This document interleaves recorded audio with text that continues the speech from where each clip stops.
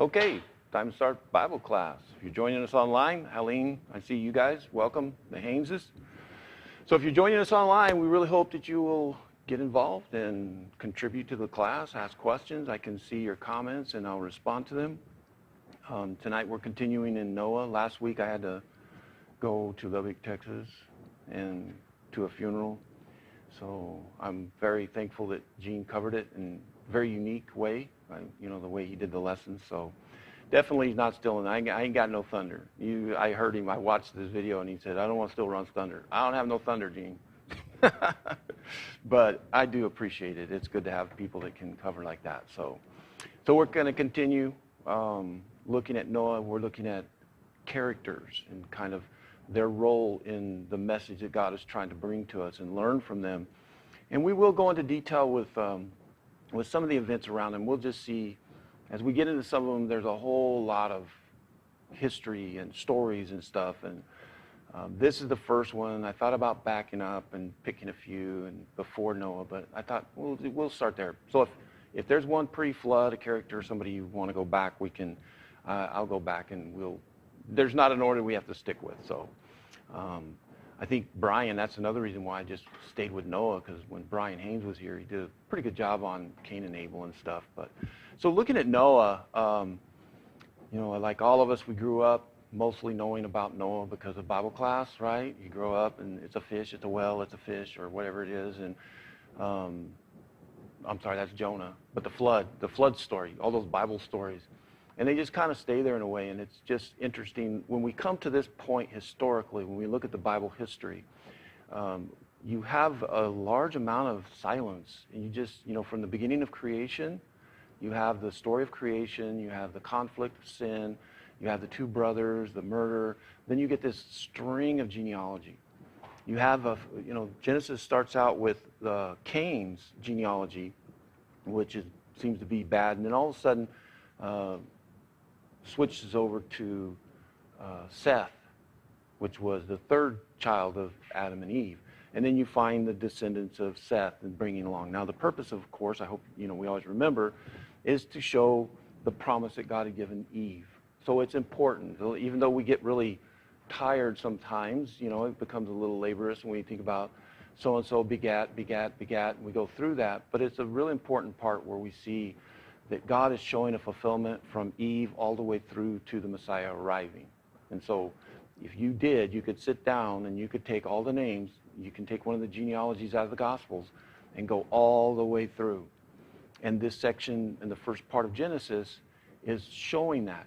But there's so much going on, and the reason we know that is because it reached a point where God said, I'm done. I'm done with this. We addressed last time looking at the idea, is it a myth or is this a real historical fact? I'm not going to belabor going over it again. I do not believe it's a myth. I think that geology shows and proves and stuff. And we're going to look at something next week when we look at, I found about a 10-minute video next week on what happened, some graphics and showing the plates and the floods and the different, and that was something to me. I'm just expressing myself, my own ignorance, but for the longest time, I thought it was just 40 days and 40 nights. But it wasn't. It just rained 40 days and 40 nights. There was a tremendous amount of violence going on geologically. And that's what we'll look at next when we look at the flood and the year that he was shut up in this boat. But if we look at the people who came after, from Jesus to Ezekiel the prophet, Peter writes about it as a historical fact, not a myth. The other problem is if it's a myth and Noah is a myth, then there's a challenge. Even then you have to look at the genealogical connections. Where does you start separating myth from historical fact? There's never an allusion as well in the Bible of any inspired writer kind of using it like an allegory or some form of like a myth teaching. It's always looked at by Bible writers as something that happened. And Jesus uses it very boldly in describing the conditions as in the days of Noah. And he talks about that. So what gets us to this point is in Genesis 6, 5, and 6, we see where what finally got to the point where God was saying, I'm done. And he said, the Lord saw that the wickedness of man was great in the earth, and that every intention of the thoughts of his heart was only evil continually. And the Lord regretted that he had made man on the earth, and it grieved him to his heart. Some things we see there is that it was a buildup. And again, look at the ages they were living.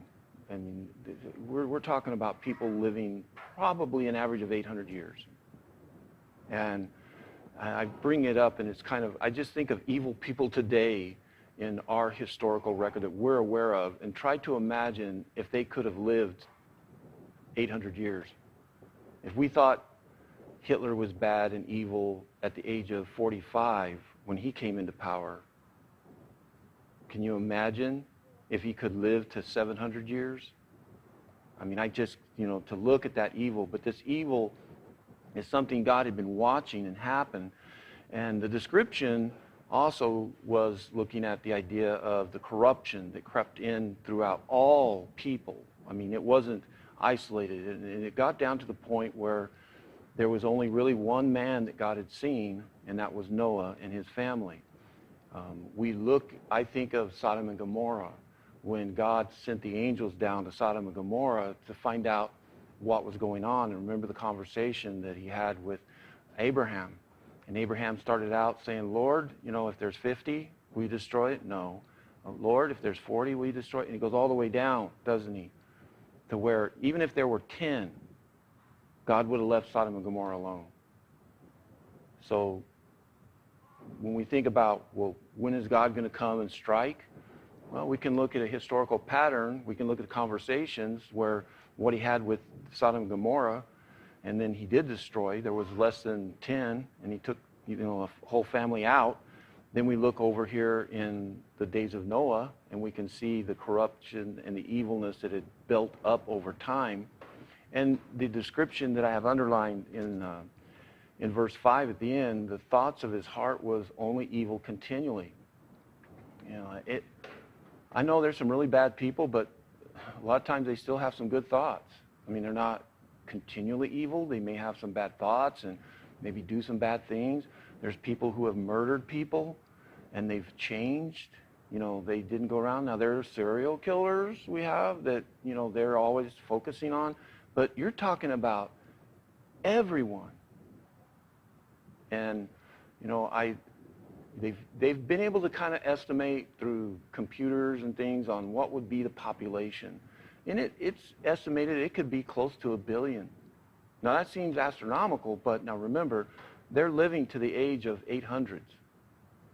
So if I had, and many of these are large families, if you look at the number of children they had, and they were all living to the age of 500, and all of them were having children, and they're living to 800, it would be huge.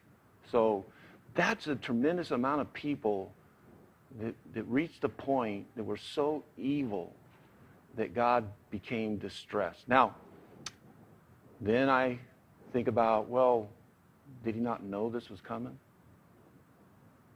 Well, and then, you kind of go, well, so what does God know? And I don't think that's the right way to take this. I think it's very similar to the way we as parents, when we have children, and we see, and we know that they're not going to be angels. We know that they're going to go do some things, right? Mama's grinning there, yeah. We know what you're going to do. I'm pointing, I'm sorry, I don't mean to do that. That's bad. But we know, because what? We've done it, and we've seen the regret. But then when our children do it, it breaks our hearts, doesn't it?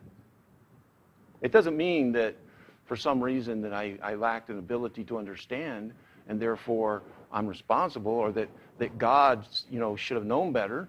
It's that no, because it goes back to, again, understanding that the way that God loves is he wants us to choose him to love. He wants us to choose to love him. And in doing so, that's dangerous because that means you can choose, you can do whatever you want. I have to let you do what you want for you to then make a decision that you then do love me. And I know I've seen relationships with parents where there was a hate relationship, a very strife-filled relationship with the parents, and eventually they've come back and they've shown that love. They've chose to love and reconcile with their parents. And that's the love that we want, and that's what God has wanted. So when we look at the earth and the population reaching this point, I think it's very understandable when you look at free will. I think it also supports the fact that God has allowed people to have a choice. But it's still pretty overwhelming to imagine these people having reached this point. But the hope was, and the other kind of profound thought I had was, what if God would have waited longer than Noah? You know, if Noah would have died, and how far? I mean, you're down, in other words, you're down to just one man. Now, I've heard some say, well, it was the family. It doesn't say that. It says Noah. And looking at one of his sons anyway, we know he's not so cool. He's not so good. But, you know, God held out that long. That's how long-suffering he was to come to that point. And so we could continue on looking at this in 7 and 8. So the Lord makes this decision. He says, I will blot out man whom I have created from the face of the land. Man, animals, and creeping things, birds of the heavens, for I am sorry I have made them. But Noah found favor in the eyes of the Lord. Regretful that they've come to this point, that, you know, that they've made. And I think, again, it's like I just described about kind of being a parent. So, thoughts? I'm trying to go a little slower so we can get a little more involvement in case you want to talk. So he in verse 13, he talks to Noah. And he tells Noah, I've determined to make an end of all the flesh, for the earth is filled with violence through them. Behold, I will destroy them with the earth. So not only just evil thoughts, but what does Jesus say about thoughts? That's really who you are. That you're going to end up, if that's what you're thinking about, it's going to come out. So it wasn't just, it was violence against each other. And it became almost a normal condition of that. And so he's made the judgment. And so then he directs him. And look in 14, make for yourself an ark of gopher wood. Make rooms in the ark. Cover it inside and out with pitch. This is how you are to make it. The length of the ark is 300 cubits. The breadth 50 cubits. Its height 30 cubits. Make a roof for the ark. Finish it to a cubit above. And set a door in the ark in its side. Make it lower, second and third decks. So how big is this? You know, that's one of the questions, you know, when you think about it. I also think about being trapped up in that and how claustrophobic it could be. But when you really look at the dimensions, and we're going to watch a short video here and looking at the idea of how big was the ark. So let's go ahead and watch that video. How big was Noah's ark? The Bible tells us in Genesis 6:15 that God told Noah the length of the ark would be 300 cubits, its width 50 cubits, and its height 30 cubits. Of course, the question is, what's a cubit? A cubit is this measurement from your elbow to the tip of your longest finger. Now, if Noah was my height, I'm pretty tall, that would be a 22-inch cubit, meaning the ark would be even bigger than this one. There are plenty of cubits from the ancient Near East, anywhere from about 16.5, 17 inches up to about 19.5 inches. And what we noticed is that many of the major building projects like temples and other things were built on what's called a royal cubit or a long cubit, which is this measurement, and then you add the width of 4 fingers, so about 2.9 or 3 inches. So we took one of the shorter of the common cubits, 17.5 inches, and then we added 2.9 inches, which gives you a 20.4 inch royal cubit. That would give us an ark of 510 feet in length, 85 feet wide, and 51 feet tall, for a total of 1.88 million cubic feet. That's when you subtract for the curvature of the hull. And so it's quite massive, making it, as far as we know, the largest wooden ship on record. If you think of a semi-trailer, you would be able to fit 450 of those within that amount of space. And when you're thinking about how many animals can fit within each of those semi-trailers, if you were to pack them in pretty well, you could actually fit 120,000 sheep. Of course, Noah didn't need that many animals, so yes, he could fit the number of animals on the ark that he needed to. We're standing near the midpoint of the ark between decks 2 and 3, and this gives you a great view of how big the ark is, how long it is. From this point to the very end is about 250 feet. We're on a platform that's about 18 feet long, and if you were to turn around and look all the way back the other direction, it's another 242 feet, which gives you an ark of 510 feet in length. And you can see some of the massive timbers that were used here as well. This one, this Engelmann spruce, that goes all the way up to the top and down to the bottom floor, so stretching over 50 feet in length, and some of these can be over 3 feet in diameter.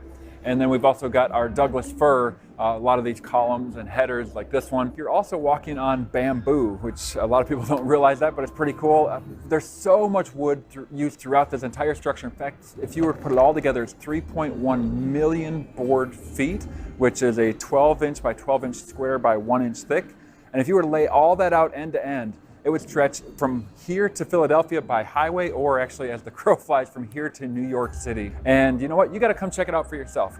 So depending on where you're watching this, you can click on the link below or check it out in the description.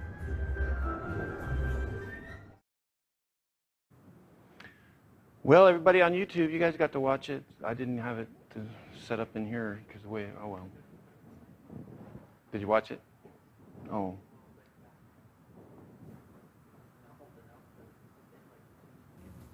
Yeah, it's a little bit of a delay.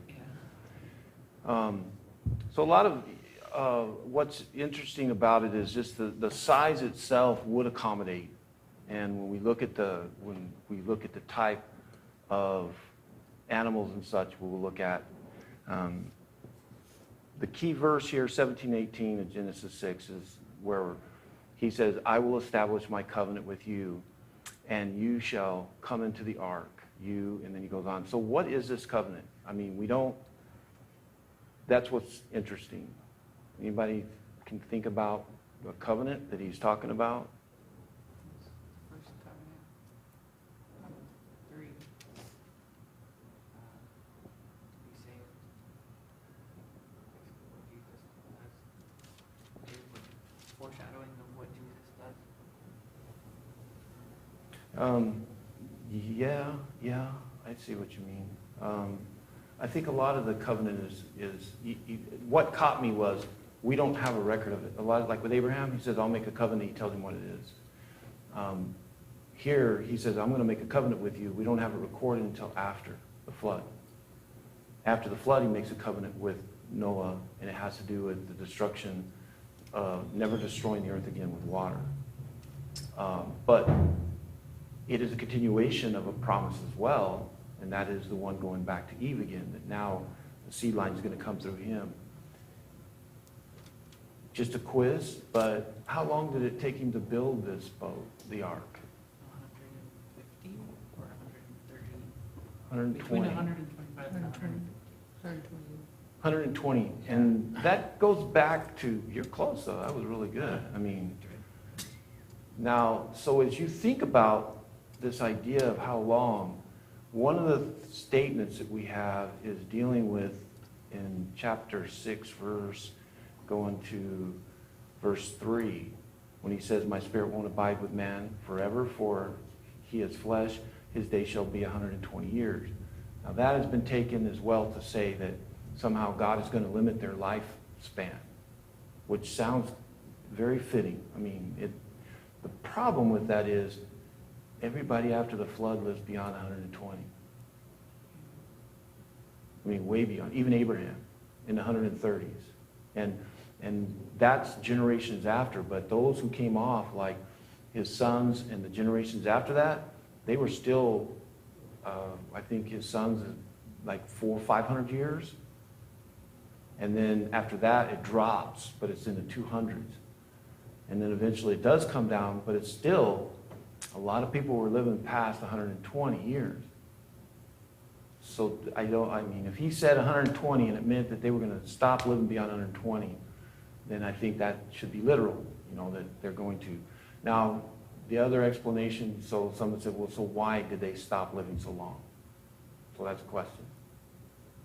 Why did all of a sudden man go from living nearly 800 years down to the low hundreds to now where we're like the psalmist says, and we're lucky we hit 75.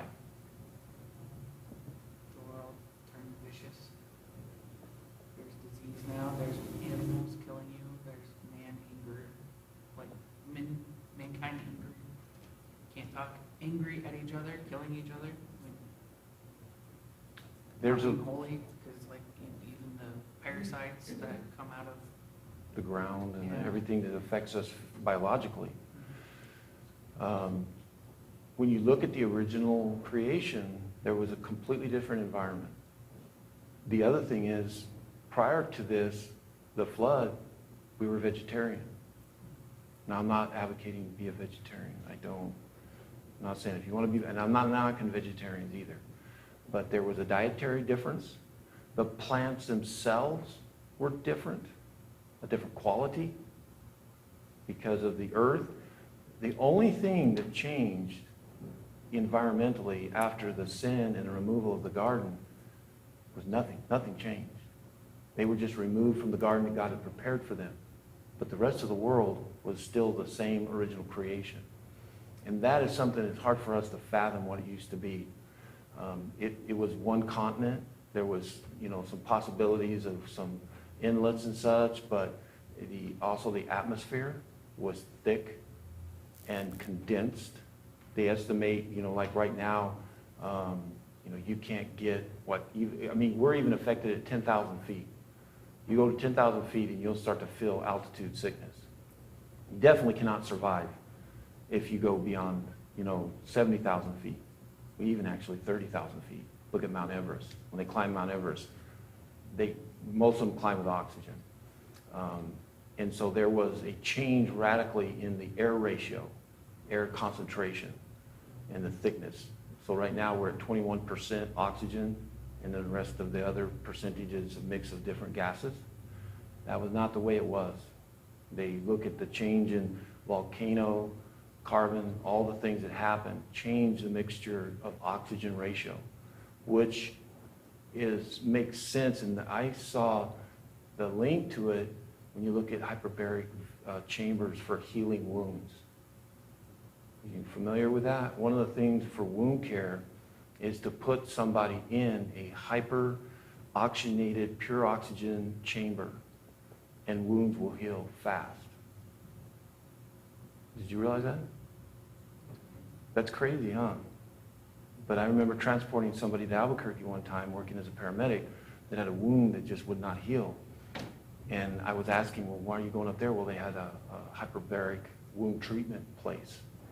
What? And so I started finding out and researching it. It's like they can put an arm inside a chamber or the whole body inside it and just pure oxygen. And it will heal. It will start healing. So now let's go back to pre-flood. If you have an environment that is, let's just say if we're assuming, because we don't know, was almost pure oxygen, diseases, even the way our bodies would handle, cuts, infections, would not impact us the same way. So that's another thing to me that's crazy about the impact of the radical change of the environment after the flood. What happened? I mean, the condition of society destroyed what little we had close to what God had intended, and that was this earth. And then I flash to what Paul's talking about when he says that even the earth is moaning, for the return of the Lord. It's almost like even the earth knows this is not its natural state. The other idea is that the atmosphere was thicker to the point where you did not have, ultraviolet lights and different skin cancers. You didn't have that exposure. And now you just look at somebody who lives in the Sahara Desert or loves the beach too much. It doesn't take care of what happens. They look wrinkly. It just dries their skin out. I saw that person in gardening. I watched one of her videos. She goes on the beaches and stuff, and I saw one 10 years earlier, and then one that was like last week. And I was like, you like the beach a lot because she aged in just 10 years. And it was the sun. And I know what happens to workers, construction workers. Look at construction workers versus those who work indoors. That didn't exist. So that is some of it. So I think the combination of the oxygen percentage in the atmosphere, I think that the sun effect on our bodies after, and diseases then were allowed because of the conditions, to then start to impact the longevity of our lives. People started dying from that. As far as like the violence, that pre-existed. I mean, they were killing themselves, anyway. So as far as longevity, It's got worse. when? Like when it builds up, like just like today, how like from the 50s it seemed peaceful to today, like just standing out on the road and getting in a fight. Well, that's true. There is a part where, I mean, you look in the Old West, even in America, the age of the lifespan from the 1700s to today. I mean, like Kit Carson, this crazy, amazing mountain man, and he was considered an extremely old man at the age of 58. Old. Because most people died by 50s. That scares me. I should be dead over so many years, 10 years or plus now. And so it was a lot of the violence, a lot of the different, I mean, how could they take care of themselves as well? Healthcare. So we do see that change in the population based on our own behaviors and stuff. But when we look, I think we miss the great impact. So when we come back to that 120 years again, let's come back to the scripture and the idea that this is an idea that that's where we were going to stop living in 120. Who lives to be 120 today? But it doesn't violate the scripture. The scripture said, well, you're not going to live any longer. So what I'm saying, there's an inconsistency because nobody can really, maybe a few people I've heard of that will live to 116, 115, and that is so rare. So now we've gone where we can't even get to that level, but that doesn't violate the scriptures. That no longer than 120. But then if you go and look again at the ages and how they declined slowly, which I think indicates more of an environmental changes that I just described and the impact that it had on there. Now I want you to put yourself in Noah's shoes. You grew up in this environment. I mean, this evil, violent world that you're a part of, that's what you grew up with. He was 500 years old when God talked to him. So for, 480 years? They'd say from age 20 on, that's what he lived in? Was this continual, just horrible world that was around him. And so I think this gives an idea of his character in spite of what was raging around him. They didn't have Bibles, they didn't have churches, this was the character of a man who was following God in his desire to be right when all the odds were against him. And so today when you think that you're influenced by bad and you can't handle it, go to Noah and endure what he did for hundreds of years. And then the idea that I think this was a limit in time. What he's saying here is I'm not going to strive with them in this condition societally over 120 years. I'm done. And it matches the time when we then are introduced with Noah, and then by the time the 100 years plus in the age of Noah, we can line this up to showing more the idea that it's the idea that in 120 years, I'm destroying this place. Judgment's coming. That's what I believe very strongly that verse 3 is saying in describing it, the condition there. And I think the Bible Project do something where he like that's when he hid himself, started like he took to Eden with him and just removed himself a little bit. I don't know, I felt like there was a video on that. Well, there is, and the thing with his name's Seth, the guy that does that. He is such a amazing thinker. There's so much symbology in the idea of Eden being removed in God's fellowship that it's really deep the way he describes it. And the chase back to Eden spiritually from that point on, and actually even the symbology of in Christ and stuff being that return to it, and the constant battle back and forth, and it's trying to reestablish that environment and relationship. Yeah, with God. So there's a lot of symbology that as well that we can learn from just the precondition, and we can look at our society and look at it and realize, one, I can still be in a love relationship with God, obey God, in spite of all the immorality that is around me, and that God doesn't lose you in it. God doesn't lose you in it. And even though you may be the last man standing, God will know that you're still standing. And if all the, if let's just assume I was right, there's 1 billion people, one man, and he could have just said, collateral damage, boom. Sorry, Noah, you're a good guy, but man, this place is so bad, I'm going to wipe it all out. Now that would go against his promise, wouldn't it? Because he promised Eve. And if he would kill Noah with everybody, well, nobody could descend from Eve to then bring that promise. So that was one little sticker that God had to go, okay, well, I've got to at least fulfill that part. But he is God. I mean, he could have come up with a way, but I think it also shows the long suffering that God is putting up with the world. So when we compare today and we look at our country and we look at the world and we go, oh, it's so bad, it's so evil, God's just going to come down and destroy us. Hold on, pump the brakes. Let's go back to the days of Noah. I still don't see our society to the point like he described in saying that every thought they had was evil. I know a lot of bad people, but I don't know that how they may be very misguided and things like that, but not to where it's violence and so much evil thinking like this level. I don't think we can comprehend it. If we do ever get to that point, I think that when all hope is gone, I think that's when the Lord's going to return. I've always kind of thought that. I mean, people will ask me sometimes, well, when's Jesus going to return and all this, and the final judgment. And I think the Lord is so long-suffering that we can look again kind of at Noah. We can look at Sodom and Gomorrah and see how long God will allow an opportunity. That even, think about this too, even after he had already decided that I'm going to wipe out everybody, but he picked the one man that was righteous, what did Noah do for the 120 years? He preached. God should have said, just stay away from them. Noah, focus on building the ark. I'm getting you out of here. But God didn't. God had him continually preach.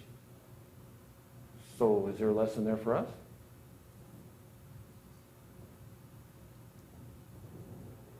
Not to give up on mankind. Don't give up. And it's their choice, right? Mm-hmm.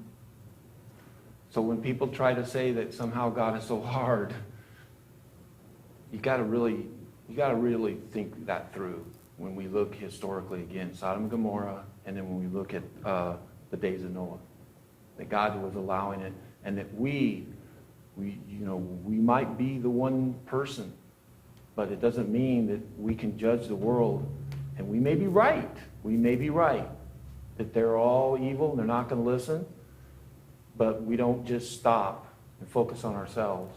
We still need and have a responsibility, I believe, to letting people have an opportunity. I think the other reason is, even us today looking at it thousands of years later, we not only learn about the long-suffering and compassion that God has, but it also helps us to realize that we need to be the same towards others that are around us. Any other thought? Isn't there a verse where it says that he wants everybody to come to him? Like, not that everybody will, but he wants to give everybody a chance. Yes, Peter talks about that. And it's actually, he ties it into the same kind of context of Noah, in that God is long-suffering, that he doesn't want any to be lost, that he's trying to hold out for everyone. But there's also the idea that when we look at it, that God was still preaching the word, and that God was still trying to give it, and that when he finally did destroy the world, there was absolutely zero excuse for anyone not to get on that ark. And so, to me, when the Lord returns, I think it'll be the same.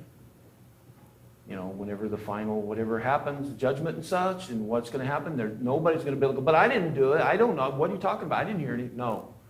The Lord has waited so long and is waiting so long for everyone that they will have an opportunity and they will find him. And that's another, I think, lesson that I gained from that, is that when those doors sealed up, You know, I've seen movies where people are pounding on the outside of that ark, crying and screaming to get in, and it's too late. You were laughing and mocking him before and ignoring it, and now it's too late. So what are some of the shadows? We talk about those shadows or lessons when it comes to what we have today. You started talking about some of that. I was going to say, I think the door sealing shut is going to be the same reaction when they see Jesus coming. Like, oh no. And like, it's nothing to laugh at, but like, it's going to be pretty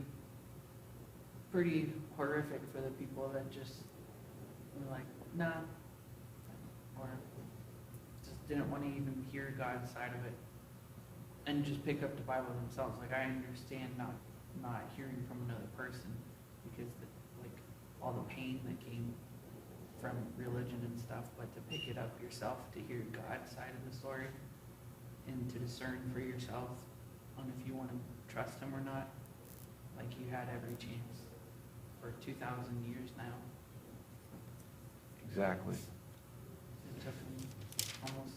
In 2 Peter chapter 2, verse 3 through 5, Peter says, "For if God did not spare the angels when they sinned, but cast them into hell, and committed them to chains of gloomy darkness to be kept until judgment, and if he did not spare the ancient world, but preserved Noah, a herald of righteousness," that's his preaching, and 7 others, when he brought a flood upon the world of the ungodly, if by turning the cities of Sodom and Gomorrah to ashes, he condemned them to extinction, making them an example of what is going to happen.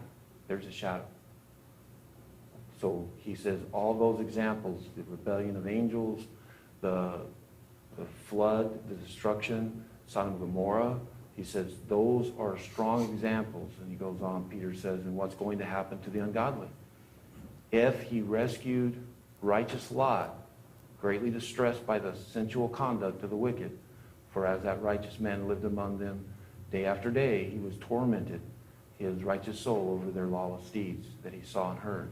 Then the Lord knows how to rescue the godly from trials and to keep the unrighteous under punishment until the day of judgment. So, Not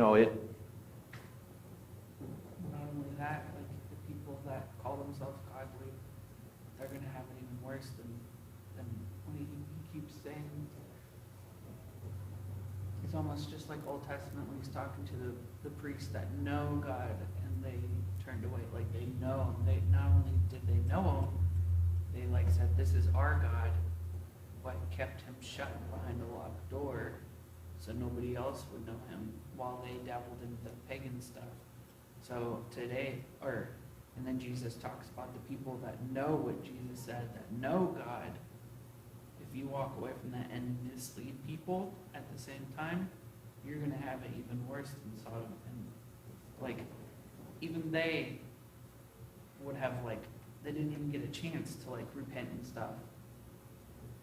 mm-hmm. It will be worse for the people that misled and took God for granted and called themselves godly and made a bunch of people turn away. And that's Jesus uses that as a point when he's talking to them over in Matthew 24. He says, concerning the day and hour no one knows, not even the angels of heaven or the Son, the Father. And this is why I was saying about we'll reach a point where he describes it as being the days of Noah. For as the days of Noah, so will be the coming of the Son of Man. And in those days before the flood, they were eating and drinking, marrying and giving in marriage until the day Noah entered the ark. And they were unaware until the flood came and swept them all away. So will be the coming of the Son of Man. And it's frightening, but he's not doing it to scare us. I think that you can see the consistency, but you also got to look at the long suffering, that he is not doing it just to show his power. He's doing it because he loves us, and he's going to make sure that those who do love him have come to him. That's the point. It's not so he can have this disciplined militia of righteous people, but it's going back to, again, love. But the condition was that they were so swept up in their own morality that they will never see it coming. And again, I see people trying to apply it to current situations. You know, like, oh, we're there. We're at the day of Noah. No, I can look back and think back in the Middle Ages. I can think back at the Roman Empire. I can think back a lot of historical moments where just horrible, horrible morality that was going on. And that even then makes me wonder, how bad was it before the flood? If we've been able to read the historical events of how evil man can be, I just cannot, it boggles my mind to think how evil, and that God led them. But the lesson, again, we need to remain faithful. We need to remain faithful to standing up for the truth and not collapse in and allow those moral values to overwhelm us. And that God has not forgotten you. You know, that I think is one of the greatest ones. So now, going on, 9 to 22, he then goes in and he says, your sons, talking about who's going to go in, he says, your sons, your wife, and your sons' wives with you, and every living thing of all flesh. You shall bring 2 of every sort into the ark to keep them alive with you. They shall be male and female, of the birds according to their kinds, of animals according to their kinds, of every creeping thing of the ground according to its kind. 2 of every sort shall come to you and keep you, and you to keep them alive. So we see that, you know, we talk about the kinds, and, you know, some people have been critical, and they'll say, oh, well, you know, there's some animals, you couldn't get them all on the boat, you know, there's no way. Look at the number of different animals and things. No. And, oh, and by the way, how are you going to get all the elephants and the hippos and those large animals? Well, they didn't have to be full adults. Even though they're big, a baby elephant, it could have been. And so to assume that it was just full-grown, massive animals is an assumption. Just like I may be assuming that they were babies, but you can't argue back and say, well, they were adults or they weren't. But you could fit. You know, if you look at the volume that was there, the size of this was bigger than a cruise liner.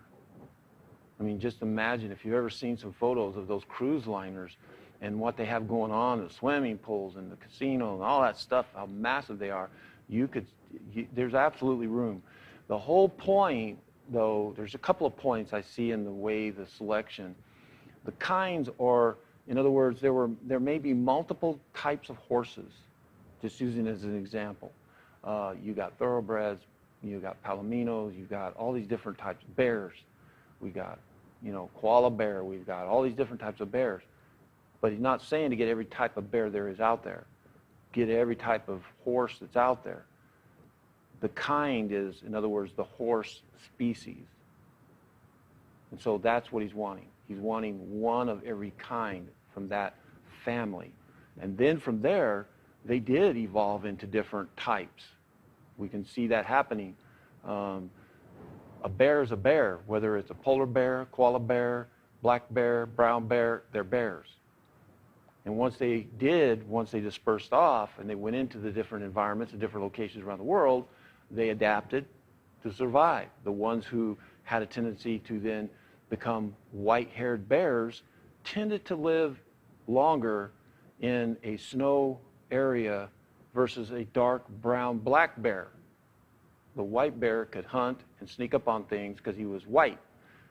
The black bears, they died. And so eventually, guess what you have left is you've got a bunch of white bears that are then breeding and having more white babies. So you have that change. It doesn't mean that he had to get a polar bear, a koala bear, you know, a panda bear. No, he needed bears, a female and a male. Same with all those. So that's what he is basically describing. It's interesting as well because some of these are considered unclean and clean animals. Anything interesting about that? What pops out when you hear that word, clean, unclean? Sacrifice and eat of all of them.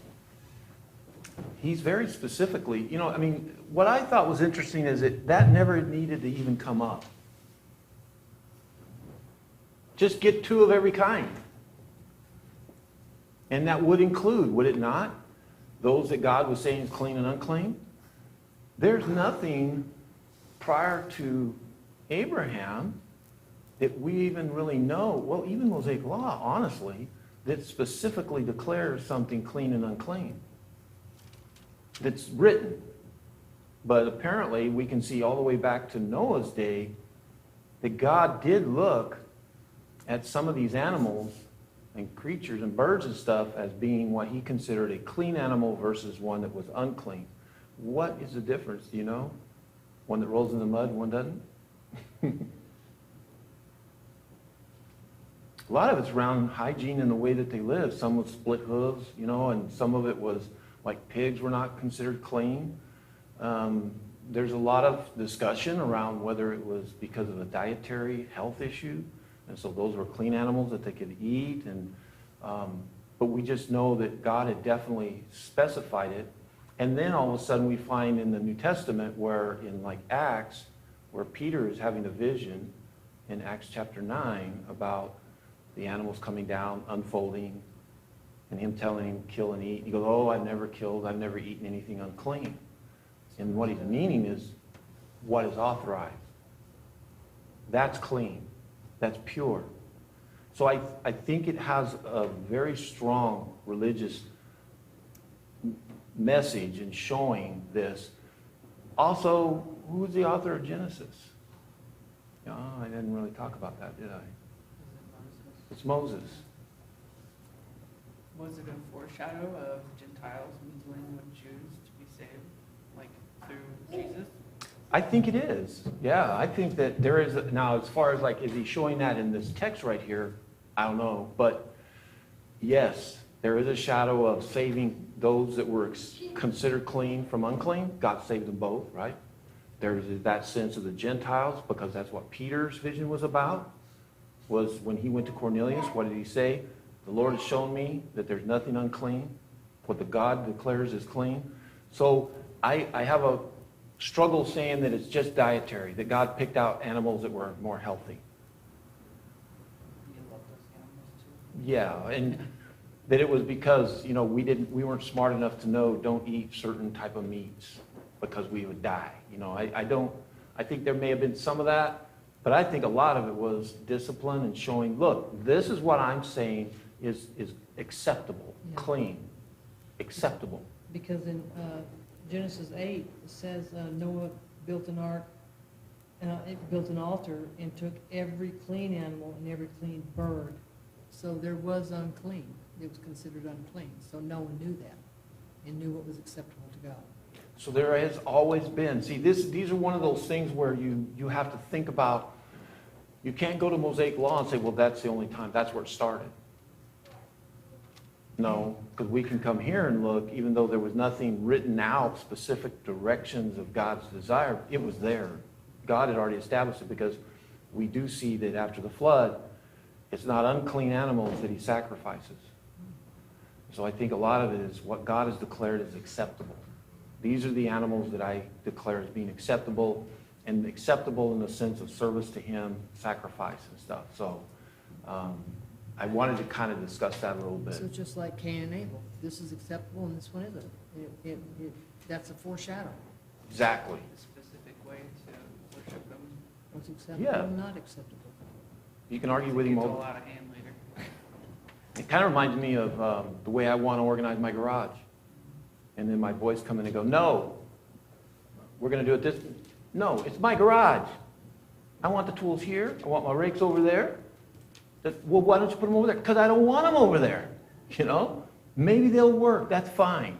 You're right. A rake can hang anywhere on a wall. Doesn't matter. But you know what? Dad wants the rakes over here, and I want my tools over there. What's wrong with that? What's so evil about that? If God says, these are the animals that I say are acceptable, so? And I think that vision Peter had has helped me to go, well, now he's letting him eat them? So you can eat pig meat now? Yeah. Wait a minute. I thought it was a dietary thing. I thought, no, see, that's what I mean. He's saying, eat it.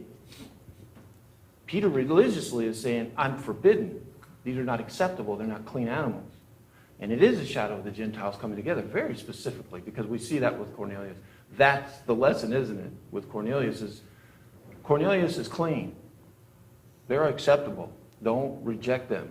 That was that whole vision. And so we can see this. That's what I think is so neat, as we see that New Testament example with Peter and Cornelius and the dietary, the acceptable, unacceptable, all the way back to here. I have a Jewish friend, and he was telling me, because I was like, oh, tell me everything, but like he hasn't done it all, but he was telling me with the pig law, they said the priests added that because they started finding out the parasites were messing with them. And so because they took the law so seriously and followed it so religiously, they just added it to there. And then that's what also helped them live, because everybody else was dying because of the pig meat parasiting stuff. So I thought that was pretty crazy, because it's like what God was also like, you put so much in the Torah that now everybody's like, oh my gosh, like worshiping in vain is what they taught them. Like nobody, all these rules, and like what else does God want? Like, but it's actually man putting in more of a problem. I do think there was some, I'm not going to rule out that there wasn't a dietary healthy reason for some of them, because he does very clearly say you don't eat a dead animal. Why? They're rotting, right? Don't get a dead carcass and cook it up for your family. I mean, anybody knows. I mean, no, that's not healthy. And I think because like trichomonas, I think it is, with pig meat, you know, where you can get some of the parasites. So I do believe, I'm not trying to minimize, I don't want to. Well, I think God is like a doctor too. He knows, he knows what's going to kill us. Well, look at the cleanliness laws, right? Clean, unclean, blood, you know, different things. So, but a lot of it is that shadowing is what I think I want us to look at. This idea that it's acceptable, unacceptable, a bigger shadow again that we see. Sorry, I have random facts. What's that? Sorry with my random facts. No. He also tells him, you know, to store up, 21 and 22. Take with you every sort of food that is eaten. So what does that mean? For all the animals. It's every food that you're going to need, start storing it up. So when did he start that process? I think from the time he started building the ark. You know, at some point. It wasn't like, oh great, we got 15 days. Let's start gathering it up. Can you imagine? Probably called him a prepper. A prepper. Where are you storing all that food up for all, you know, I mean, you're talking tons. A ton of food that would last. They're going to be in the ark for a year. You know. And I'll see, there's also one of the conditions that are going on in the ark that's hard is, how do you process the waste? We'll talk about that next week. We're going to wrap up. But, I mean, there's a lot of environmental things to live on a boat sealed up like that. Now, if you listen to the way it was built, there's ventilation. It's not, there is some ability for it to circulate air. So but it is, I mean, this is a huge, huge thing. And then you're going to be the guy that is going to seal yourself up. You're going to, you know the world's going to be destroyed. And that's why I say that, you know, you had to have faith. You had to have faith in it. So let's go ahead and conclude. Let's have a prayer real quick and then we'll wrap up.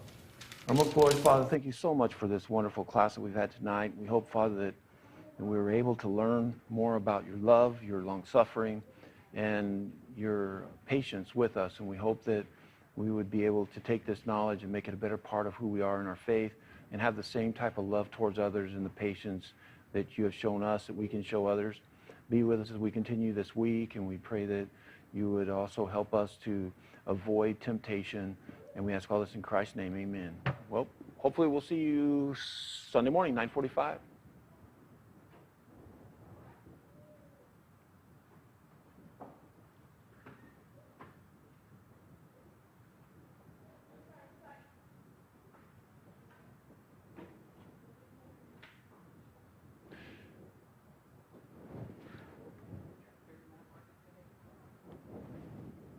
Oh, did it drop? It dropped off, didn't it? I didn't even look back up there. Or did it just now?